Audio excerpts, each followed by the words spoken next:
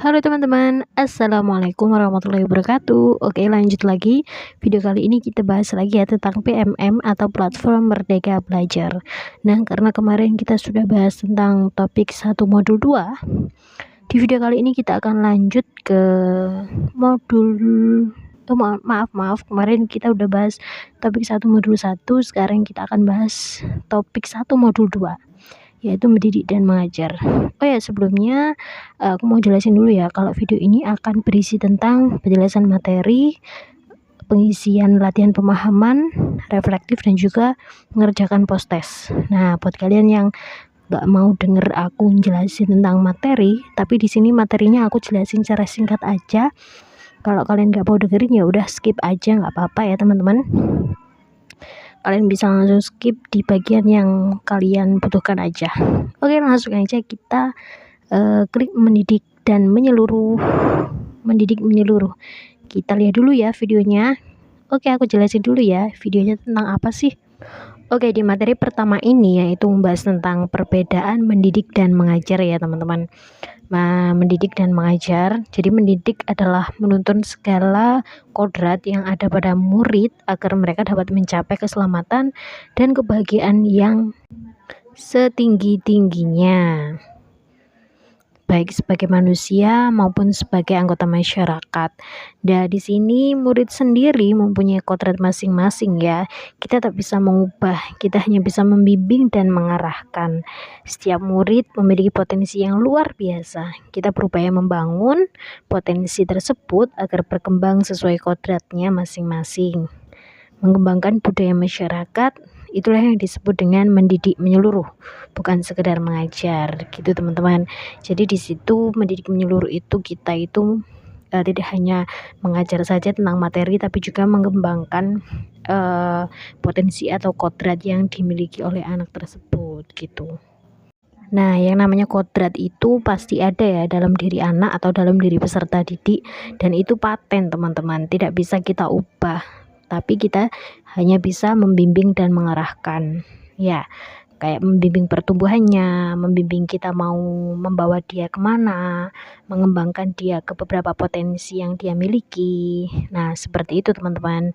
Nah, kalau sudah, sekarang lanjut aja kita ke latihan pemahaman.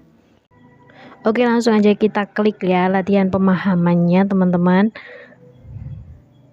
Nah, untuk pertanyaan sendiri di sini, apa definisi pendidikan menurut Ki Hajar Dewantara? Nah, di sini aku langsung pilih aja semua benar ya teman-teman, karena dari pilihan 1, 2, 3, 4 itu semuanya benar. Oke, lanjut ke refleksi Anda. Nah, di sini ceritakan sosok guru yang menumbuhkan kekuatan dan potensi Anda sewaktu menjadi murid dulu. Nah, teman-teman bisa menceritakan gurunya teman-teman tanpa harus menyebutkan nama atau dan lain sebagainya. Di sini aku cerita tentang beliau adalah guru saya saat SMA, sekolah menengah atas atau SMA, SMK ya dulu aku. Jadi kalian bisa cerita bertele-tele di sini sesuai dengan pertanyaan yang sudah diajukan oleh platformnya. Kalau udah langsung aja klik simpan ya teman-teman. Nah, kita klik simpan. Oke, sudah selesai untuk materi pertama. Kita lanjut ke materi yang kedua, yaitu pendidikan selama 1 abad. Kita lihat dulu videonya ya, video yang udah ditenangkan. Oke teman-teman, jadi video kali ini akan membahas tentang pendidikan selama 1 abad. Jadi dulu saat pendidikan kolonial, nah praktek pendidikan banyak menggunakan sistem perintah dan sanksi. Sistem penilaian dan penghargaan hanya pada kognitif saja, sehingga kecakapan sosial emosional terabaikan. Jadi itu adalah 2 poin itu adalah salah satu sistem pendidikan yang digunakan saat pendidikan pada masa kolonial. Nah, sehingga Ki Hajar Dewantara mengenalkan yang namanya dengan sistem AMO. Ing ngarsa sung tulodo, ing madya mangan karsa dan tuturi handayani. Ing ngarsa sung tulodo yang artinya yaitu guru sebagai teladan atau contoh untuk muridnya. Ing madya mangan kusumo, mohon maaf Ing Madya Mangunkarso, yaitu guru sebagai pembangkit semangat muridnya dalam melakukan belajar, dan Tutwuri Handayani atau memberikan dorongan agar muridnya mandiri. Nah, menurut Ki Hajar Dewantara, pendidikan merupakan suatu hal yang humanis, kerakyatan, dan kebangsaan.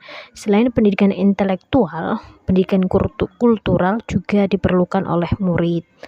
Nah, ilmu pendidikan sendiri harus sesuai dengan zaman yang diperlukan ya teman-teman. Nah, itulah yang dibahas di dalam materi 2, modul 2 ini. Oke, sekarang langsung aja kita lanjut ke latihan pemahamannya. Di sini ada pertanyaan, manakah budaya pendidikan zaman kolonial yang sudah tidak lagi dipraktekkan di kelas? Ya, kira-kira ini kita jawab apa ya? Nah, ini kita jawab yang kelima, memukul murid karena tidak mengerjakan tugas. Itu adalah salah satu contoh pendidikan kolonial. Lanjut guys, kita ke refleksi Anda. Praktek pendidikan kolonial apa yang pernah Anda lakukan selama menjadi guru? Jadi ini aku merefleksi diriku sendiri ya. Jadi dulunya itu aku pernah menyuruh salah satu murid aku yang ngomong sendiri, tidak mendengarkan dan guyon sendiri, itu aku suruh untuk maju ke depan dan menceritakan apa yang sudah aku jelaskan kepada murid yang lain tadi. Sebenarnya itu nggak bagus ya teman-teman, nggak bagus ya, karena itu merupakan salah satu contoh pendidikan sistem kolonial itu. Nah, kalian bisa langsung ceritakan aja tentang refleksi tadi ke kolom refleksi diri Anda sesuai dengan pengalaman kalian ya. Oke guys, sekarang kita lanjut ke materi yang terakhir, yaitu menjadi manusia secara utuh. Kita langsung aja dengerin penjelasannya ya untuk materi ketiga ini. Jadi untuk materi ketiga ini dalam video itu dijelaskan mengenai murid itu memerlukan kebutuhan yang namanya kebutuhan lahir dan kebutuhan batin, dan kita sebagai pendidik dapat membantu untuk memenuhinya. Agar mengalami keseimbangan hidup, itulah yang disebut kita memandang murid sebagai manusia yang secara utuh. Jadi kita tidak hanya memenuhi kebutuhan lahirnya, tapi juga batinnya di dalam bidang pendidikan. Nah, di situ kita bisa menyiapkan pembelajaran sesuai dengan kebutuhan lahir dan batinnya. Contohnya, kita tidak bisa hanya mengukur belajar dari segi kognitifnya saja, seperti aljabar, mengenal angka, mengenal operasi bilangan saja, tapi penting banget juga bagi kita juga untuk mengembangkan batinnya murid, teman-teman, seperti sosialnya, mandirinya, rasa empatinya, kerjasamanya yang nantinya akan diaplikasikan juga dalam kehidupan sosial mereka di dalam masyarakat gitu. Jadi keduanya sama-sama saling terjalankan. Nah, kita sebagai guru harus mampu untuk mendesain pembelajaran yang sebaik mungkin sehingga kita bisa memenuhi keduanya, teman-teman. Nah, itu tadi sekilas banget ya tentang materi ketiga. Langsung aja kita ke latihan pemahaman. Oke, kita klik langsung ya latihan pemahamannya, teman-teman. Nah, soalnya adalah pendidikan atau tuntunan seharusnya memberikan murid lahir dan batin dong pastinya. Lanjut, kita tulis refleksi diri. Nah, ini dia pertanyaannya. Jika kembali ke semester lalu, di mana Anda merasa belum optimal mengasah nalar, kemampuan berpikir, dan mengembangkan kebutuhan batin murid Anda, di materi apa Anda mau mengajarkan kembali dan memperbaikinya dengan cara apa? Sebenarnya kalau melihat dari semester kemarin sih teman-teman, di pembelajaran PAUD itu sebenarnya setiap hari sudah diajarkan tentang kebutuhan batin. Jadi kayak peduli dengan sesama, bekerja sama, dan lain sebagainya itu sangat-sangat sudah diajari gitu. Tapi mungkin kita perlu untuk mengoptimalkannya aja ya. Jadi aku tulis di situ intinya seperti itulah. Oke teman-teman, langsung aja kalau sudah selesai kita klik simpan. Nah, sudah terekam ya, di situ sudah ada centang hijau. Oke, selanjutnya kita langsung aja kerjakan post testnya ya teman-teman. Kita kerjakan post testnya. Nah, untuk post testnya sendiri ini kalian juga bisa nyontek di sini ya. Nah, kita kerjakan satu-satu. Yang pastinya di sini kalau kalian nggak mau nyatet silahkan kalian inget-inget ya, karena di sini nomornya diacak, oke? Diacak. Pertanyaan pertama yaitu dasar utama yang dicita-citakan Ki Hajar Dewantara untuk mencapai keluhuran manusia, nusa dan bangsa adalah kemerdekaan setiap murid untuk mampu mengatur dirinya sendiri agar seperti tersebut, kecuali jawabannya adalah D, mengatur orang lain. Selanjutnya, oke, pertanyaan kedua, Ki Hajar Dewantara mendefinisikan pendidikan sebagai tuntunan, artinya D ya teman-teman, tuntunan dalam hidup tumbuhnya murid sesuai dengan kodratnya. Oke, lanjut ke pertanyaan ketiga, hanya fokus pada orientasi kognitif dalam pembelajaran dapat menyebabkan B ya teman-teman, perkembangan kecakapan emosi dan sosial terabaikan. Oke, lanjut soal nomor 4. Menurut Ki Hajar Dewantara, salah satu hasil dari tuntunan orang dewasa terhadap kekuatan-kekuatan yang dimiliki murid adalah,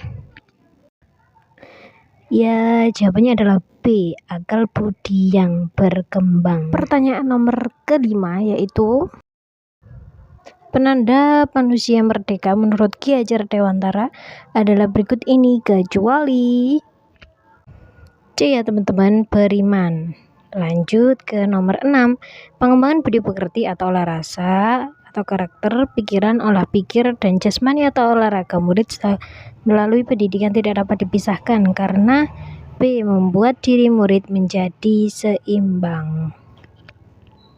Pertanyaan nomor ke-7, menurut Ki Hajar Dewantara merupakan cara menyampaikan ilmu atau manfaat bagi hidup anak-anak secara lahir maupun batin. Apa ya itu, pengertian dari apa ya kira-kira?